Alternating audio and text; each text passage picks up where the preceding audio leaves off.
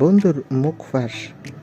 শ্যামক্তির good news শুনে রণজয়ের চোখে জল এলো। বিস্তারিত জানতে ভিডিওটি দেখুন। এই মুহূর্তে টলিপাড়ার সবচেয়ে সুখবর হলো শ্যামক্তি মুটলি মা হতে চলেছে কিনা। এবার নাকি এই খবরটা সামনে এসেছে শ্যামক্তির এক ঘনিষ্ঠ বন্ধুর মাধ্যমে।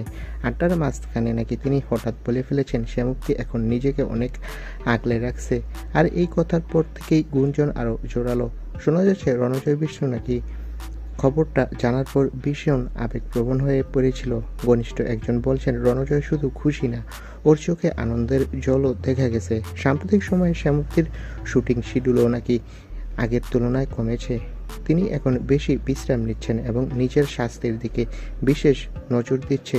রণজয়ও নাকি বারবার বলছে এখন শরীরটাই সবচেয়ে জরুরি। সব মিলিয়ে যদি সত্যি এই সুখবর হয় তাহলে ভক্তদের জন্য এটা হবে এক বড় আনন্দের মুহূর্ত। এখন শুধু অপেক্ষা তারা কবে অফিসিয়ালি মুখ খুলবেন।